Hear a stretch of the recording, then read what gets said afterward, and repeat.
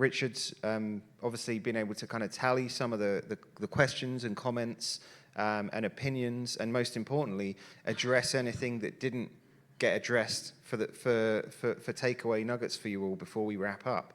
So I'm going to hand things over to Richard for a moment, because obviously he's conducted a little bit of a survey based off of what topics were driving the attention for the folks. And let me get you the advancer. All right.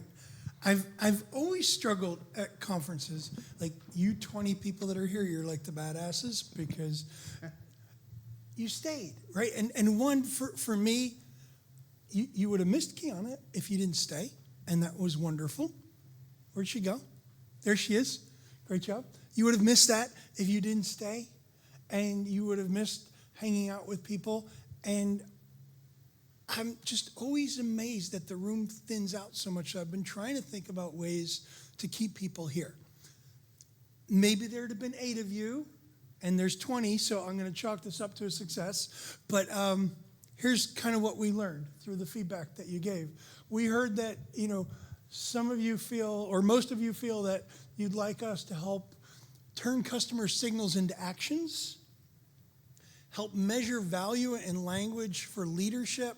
What if AI tells us something we don't agree with? What would we do? And help us scale AI beyond pilots. Those are the things that kind of came up in your feedback. I didn't get a lot of open text feedback, but what I did, I kind of analyzed, trying to understand that people want to talk about technology and professional development and high confidence levels, in that mostly positive. I didn't get any negative feedback. I had hoped for some, but that tells us things that we can fix. But I think it's important to listen to people. I think it's important to let people be heard. If you ever get an email from me, this has been my salutation for as many years as I can remember. David Augsburger was an Anabaptist minister, and this is one of the most brilliant things ever said when you reflect on it. So this was a chance to let people be heard. So what were your thorny questions? What did we hear? We heard, and here's how this works. I'm not going to answer any of these. You are. For your fellow attendees, because you were brave enough or dumb enough, whatever it might be, to stay. So the first question, the most prevalent kind of question that the data surfaced for me was, what customer signal is pharma still bad at hearing, routing, or acting on quickly enough? What customer signal? Customers are surrounding us with signals all the time. What are we not hearing? What are we not routing? What are we not acting on? Yes, sir. They're tired of emails. They're tired of emails. That's the truth. How many companies do they get emails from every day? Yes. Simplicity. We're bad at. Really? Like when you open up a brand.com and it's got 147 pages, and SimilarWeb tells you that people stay for 1.2 seconds and go to one page. Wayne. Rich, I'll just reiterate what I discussed yesterday afternoon, that we're not listening to each other enough, and particularly the field force, so I'll double down on that. Yeah, the person closest to the fire, the person closest to the customer is afraid to speak up because marketing might say that just deliver the message. I agree. Yeah. Customers and HCP specifically are tired of emails, but they're willing to speak with you in person. I think sometimes pharma can be slow to make that quick pivot of how we re-engage and engage with our HCPs. Yeah, all they're asking for is know me, show me, make it easy for me. And we complicate it. They don't have time for complications. Dana. We have the data, it's telling us one thing. But we don't want to listen to it because we think that the message that we're sending needs to be seen or heard by customer, HCP, or doctor. Well, and then the results are bad. Yeah, David Foster Wallace in The Infinite Jest said we all have a gene-deep certainty that we're the absolute center of the universe. I think that sometimes we know that doing something would be the right thing, but we don't do it because we're afraid that we're going to give the competitor a leg up. Wow, that's interesting, right? Instead of raising all boats. And that's the thing with customer experience. that, it's not just a battleground, it's a common ground. Lori Myers will tell you that, right? The common ground is to raise all boats, and everybody has to get better. Anyone else? We have other thorny questions. You want to tackle another one? That was good. That was fun. I enjoyed that. Let's do another one. What is one metric you trust more than activity metric? I talked about this yesterday. When judging whether customer experience, omni-channel, the word I'm tired of, or AI is working. Sorry for the editorialization. What is one metric you trust more than activity metrics when judging whether our engagements with customers are working? We talked about it yesterday, the experiential Yeah. metrics, but we don't use them. Yeah, because we live and die by NBRX, TRX. Kiana, shout it out.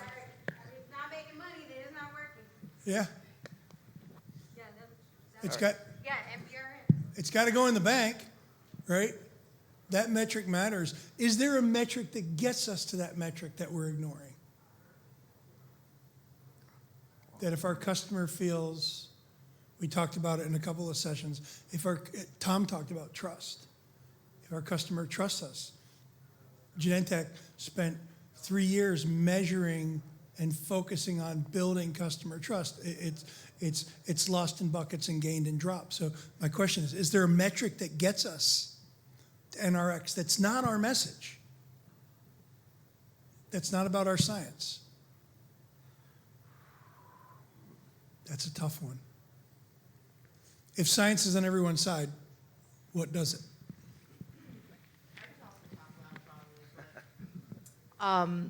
This is just from a recent experience.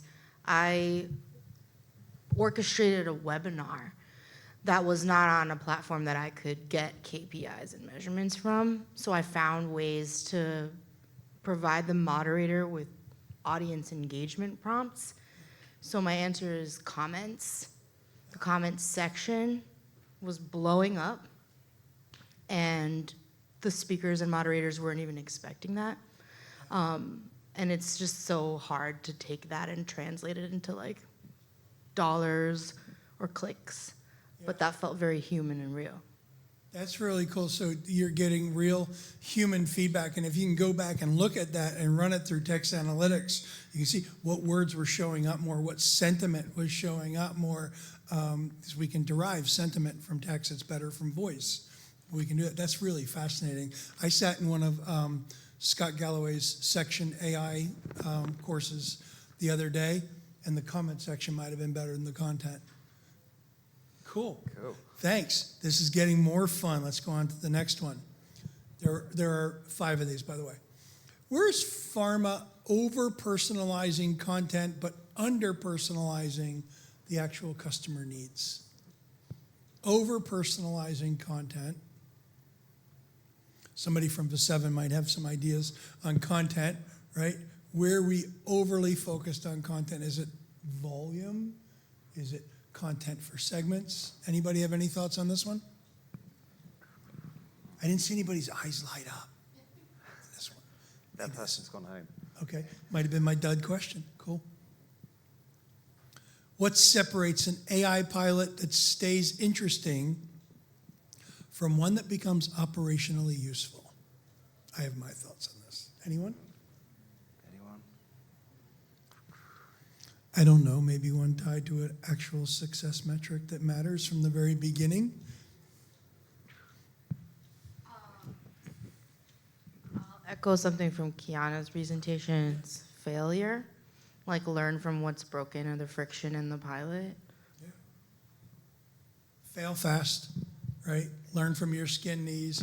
It's astounding to me. I got a call from a pharma company asking me, they'll go nameless, asked me, can you come in and give a talk on AI? And I said, why? They said, well, we heard you have some expertise in it. I'm like, oh. I said the same. I'm like, there aren't any experts. If anybody told you that, they lied. I said, but why do you want to talk about AI? They said, well, our leadership's told us we had to. I'm like, I'm going to need a better answer than any of those. And I said, what are you most curious about with AI? And they couldn't tell me. So I went in and I did a 45-minute workshop on curiosity. Kiana. Yeah, so I think there's two separate worlds in AI. There is like the technical aspect of AI with coding and things like that, but then there's also application usage of AI. And I think that we can have grandiose ideas, especially when we're passionate about building these bots and building these apps and all these things. But if it can't be transferable and translated easily to your people and making it easy for them to use, then almost like what I said earlier, like if patients don't have access to our medication, then what's the point? Great answer. I have a project currently where I was brought in on an AI project, and insert gigantic management consultancy, insert giant tech company are all in the room, and they're all talking about it as a technical transformation. And I'm sitting there as an entity of one, and I said, this isn't a technological transformation, this is a cultural transformation.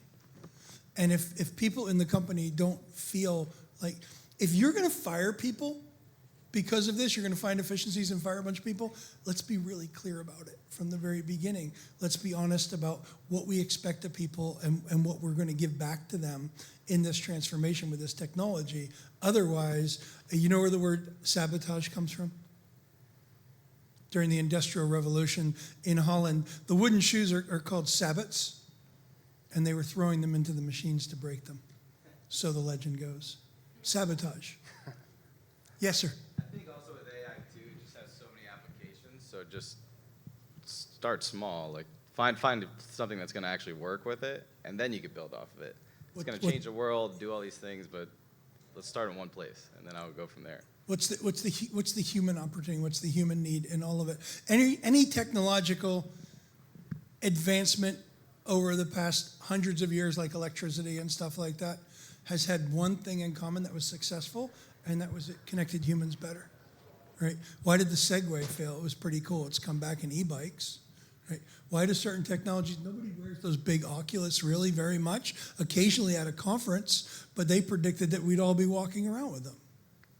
All right, this is the last question. What is one practical action every person in this room could take in the next 30 days to make customer engagement more meaningful? Maybe one word. Is there one word? You can give more than one word. Well, I have a thought at the intersection of this question and the prior. So as a vendor, I engage with customers who are looking to inject AI or solve things, but I think for whatever manufacturer colleagues we have here, I think being able to identify the problems they want solved and really what's at the crux of it, and then communicating that back to the vendors, because AI is new and the vendors have spent more time around things, but it's not finished products. It's not a chiseled thing that's been 20 years in the making. Yeah. And so hearing the real problems, the real use cases, and in terms of like the sabotage comment, where more value can be created, not just how you can carve out time, I think would be super helpful. And so the practical thing would be is if I were on the manufacturer side, how do you ask properly for where you want help, and then help your vendors co-create that with you? And on the flip side, maybe less selling, more listening from a vendor. Yeah. Anyone else? Yeah, shout it out. I kind of go back to Kiana's example with the breeze, but I wrote it down. When they figured out the final touch and making that engagement of like, what is that customer's final touch? What is like that thing that's going to make them use it and so forth? Especially after cleaning the house or something. Sabrina? Be curious. Be curious. Sort of tie in, like, listen and don't come in thinking you know all the answers. Yeah, I mean, you said start small earlier, and I like start small. I also like, the Michael Bay philosophy of just blow shit up. Is there something that we hold on to? Here, I'll show you what I mean. Did you know this? This is true. This is true. Why? Why do you think that happened? Because there were carts at airports? You think nobody ever thought, gosh, this could be easier? I don't know if any of you are old enough to remember dragging your suitcase through the airport.